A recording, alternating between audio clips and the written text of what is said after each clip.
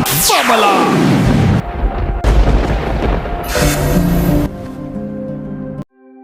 Walang silbi ang buhay, kung tayo ay mahiwalay sa piling ng Panginoong Diyos. Bawat minuto, ay nangangailangan tayong mapalapit sa Kanya. Ngunit, minsan pilit tayong ihahatid sa kapahamakan, dahil sa pagkakasala. Gayunpaman, ang lahat na yan ay naintindihan ng Diyos, na tayo ay mga tao lamang na walang kapangyarihan, upang umiwas sa pagkakamali. At nakahanda ang Diyos na magpatawad kung sakaling tayo ay handang humingi ng kapatawaran. Subalit, may pagkakasala na mahigpit na ipinagbawal ng ating Panginoon, na ayon sa Kanya ay walang kapatawaran. Sa uri ng kasalanan na ito, ay napakaseryoso ang Diyos. At may mga pangyayari sa loob ng Biblia, na hindi dapat nating tularan. Dahil sa pagkakamali na ito, ang Diyos ay agad na magpaparusa ng kamatayan. Sinasabi ng Biblia na ang kasalanan na ito, ay kasalanan laban sa Espiritu Santo. Ngunit ang tanong, anong uri ng kasalanan na maaari natin gawin, na siyang dahilan upang magiging kaaway tayo ng Diyos? Lakbayin natin ang kwento ng kasaysayan sa loob ng Biblia, kung sino-sino ang mga individual na ito, na agad na pinarusahan ng Diyos, dahil sa ginawang paglabag sa Espiritu Santo. Upang magiging gabay natin na makaiwas sa uri ng kasalanang ito.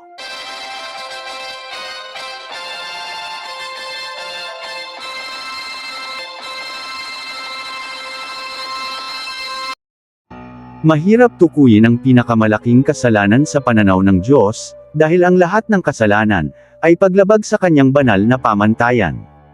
Gayunpaman, may ilang kasalanan na itinuturing na mas malubha dahil sa kanilang epekto at implikasyon. Ayon sa Biblia, ang seryosong kasalanan ay ang mga gawain na labag sa Espiritu Santo. Dahil ang kasalanan na ito ay hindi maaring patatawarin. Ang tanong, may ebidensya na bang nakasulat sa Biblia na may nagkasala na sa Espiritu Santo? May ebidensya na ba na sila na nagkakasala laban sa Espiritu Santo ay agad na pinarusahan ng Diyos? Ang sagot, oo. Kaya sadyang nakakabahala ang kasalanan na ito, dahil ayon sa Biblia, maliban na walang kapatawaran kung nagkakasala tayo sa Espiritu Santo. Ang isa sa matinding kinahinatnan nito, ay agad-agad na kamatayan, katulad ng nangyayari sa iilang individual, sa kwento natin ngayon. Kaya magsusumikap tayong iwasan ang kasalanan na ito. Dahil ayon sa mga nangyayari na mababasa sa Biblia, sila ay agad-agad na pinatay ng Diyos. Sa panahon ngayon, hindi na masyado pang pinagtuunan ng pansin ang kaparusahan sa kasalanan na ito. Ngunit ayon sa Biblia, ang parusa na ito ay hindi nagbabago katulad ng nangyayari noong unang panahon. Ito ay malinaw na ipinahayag ng Panginoong Hesus sa Ebanghelyo ni Apostol Mateo Kapitulo 12 versikulo 32. Na nagsasabi, "At ang sinumang magsalita ng isang salitang laban sa anak ng tao, ay ipatatawad sa kanya, datapwat ang sinumang magsalita laban sa Espiritu Santo, ay hindi ipatatawad sa kanya, kahit sa sanglibutang ito, o maging sa darating." Mas mainam kung alamin natin kung ano-ano ang mga kasalanan na ito, na siyang nagiging kasalanan laban sa Espiritu Santo, upang maiwasan ang agad na parusang kamatayan, ng ating katawang lupa, at kaluluwa. Sa kasalukuyang panahon, bilang isang Kristiyano, mahalaga ang magbigay ng babala sa iba, kung paano maiwasan ang uri ng pagkakasala na ito, na tungo sa pakikipag-away sa Espiritu Santo. Na ayon sa nangyayari sa Biblia ay may tiyak na parusang kamatayan at agad-agad ito ay ipapatupad ng Diyos mismo. Ang mga pangyayaring ito ay sobrang nakakabahala. Katulad sa nangyayari sa isang sundalo ni Haring David, na si Uza. Siya ay pinatay agad-agad mismo ng Diyos, nang siya ay humipo sa kaba ng tipan, na may 2 rebulto ng anghel. Ayon sa aklat ng 2 Samuel Kapitulo 6, nagkaroon ng isang hindi inaasahang insidente, kung saan, inilipat ni David, ang kaba ng tipan patungo sa Jerusalem. At narito ang buong detalye ng pangyayari. Nang ipinatong nila ang kaba ng Diyos, sa isang bagong kariton, at inilipat ito mula sa bahay ni Abinadab. Sila Uza, at Ahio, na mga sundalo ni Haring David, ang nagpatnubay sa kariton. Nang makarating sila sa giikan ni Nakan, biglang nadapa ang mga baka na humihila nito. Kaya, iniunat ni Uza ang kanyang kamay, at hinawakan ang kaba ng Diyos, upang pigilan ito sa pagkahulog. Dahil dito, Nagalit ang Panginoon kay Uza, at agad na pinatay siya ng Diyos, sa lugar na iyon, sa tabi ng kaban ng Diyos. Ayon sa mga eksperto, ang pagkamatay ni Uza, ay dahil sa hindi pagsunod sa mga utos ng Diyos, kung paano dapat pangalagaan, at ilipat, ang kaban ng tipan. Dahil, ang mga Levito lamang, ang may karapatan at pinaghihintulutan umano na magdala nito, sa kanilang mga balikat. Ang pangyayari na ito, ay isang salamin sa mga gawain, na hindi dapat para sa atin, at eksklusibong itinalaga na ng Diyos, para lamang sana sa kanyang mga pari. At sa pagmamadali ni Uza, nakalimutan niya na ang kaban ng tipan ay napakabanal. Nangangahulugan lamang ito, na huwag nating basta-basta na lang pakialaman ang mga bagay na tinawag na sacramentals, na may koneksyon sa kabanalan ng Diyos. Lalo na kung ang mga ito, ay hindi natin pag-aari. At hindi pa natin lubos na naunawaan. Katulad sa mga pangyayari sa panahon ni Kristo, sa mga himala na kanyang ginawa. Ngunit ang mga himalang ito ay masama sa paningin ng mga Pariseo. At sinabi nila, na ang himala na ginawa ni Kristo, ay hindi sa Diyos, kundi sa demonyo. Ibig sabihin, agad-agad nila itong hinuhusgahan, kahit hindi pa nila ito lubusang naintindihan. At ang kasalanan na yun, ay ang paglabag sa Espiritu Santo, ayon sa sinabi ni Kristo. Dahil ang mga himala ay nagpapakita ng kapangyarihan ng Diyos at nagpapatutuo sa kanyang mga pangako. Subalit, sasabihin naman ng iilan, na ito ay galing sa demonyo.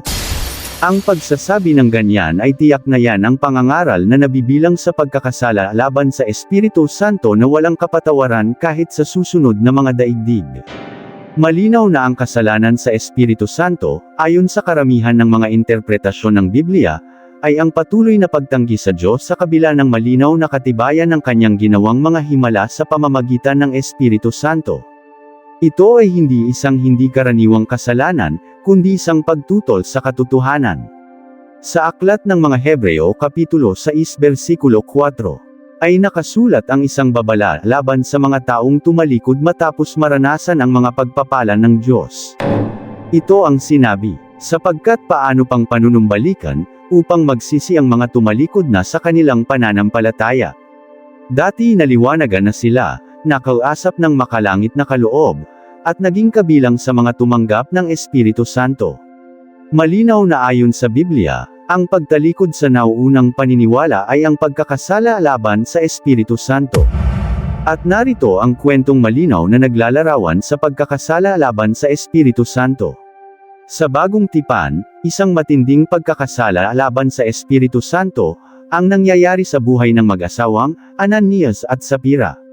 Ang kwento ng mag-asawang Ananias at Sapira, ay isang salaysay sa mga gawa ng mga apostol, sa Bagong Tipan ng Biblia, na naglalarawan ng mga kahihinatnan ng kasinungalingan, at pagkukunwari, sa loob ng unang Kristiyanong komunidad.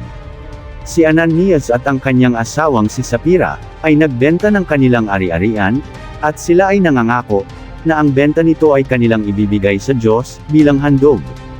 Subalit sila ay nagpasyang itago ang bahagi ng pinagbentahan, para sa kanilang sarili, habang nagkukunwaring ibinibigay ang buong halaga sa mga apostol. Sa kanilang pagharap kay Apostol Pedro, sinabi ni Ananias na ibinibigay nila ang lahat ng kanilang pinagbentahan. Sa pamamagitan ng kapangyarihan ng Espiritu Santo, nabatid ni Pedro ang kanilang kasinungalingan. Sinabi ni Pedro kay Ananias, na hindi siya nagsinungaling sa tao, kundi sa Diyos, dahil sa kanyang panlilinlang. Pagkarinig sa mga salita ni Pedro, si Ananias ay bumagsak, at namatay kaagad. Ang pangyayaring ito ay nagdulot ng malaking takot sa lahat ng nakarinig nito.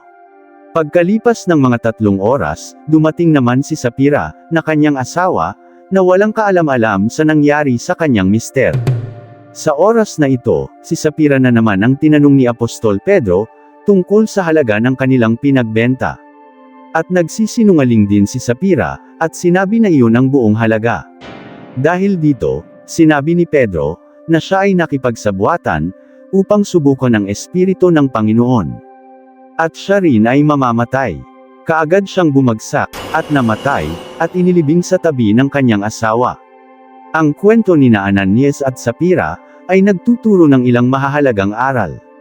Kabilang dito ang kahalagahan ng katapatan sa Diyos, at sa kapwa. Ang pagiging seryoso ng kasalanan ng kasinungalingan, at ang pagkilala sa presensya, at kapangyarihan ng Espiritu Santo, sa buhay ng mga mananampalataya.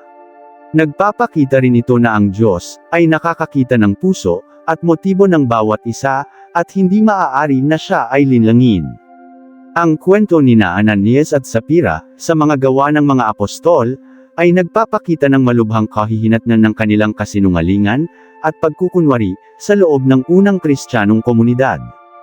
Ang kanilang kasalanan, ay nagkaroon ng potensyal, na sirain ang kapurihan, at integridad, ng bagong tatag na Kristiyanong komunidad.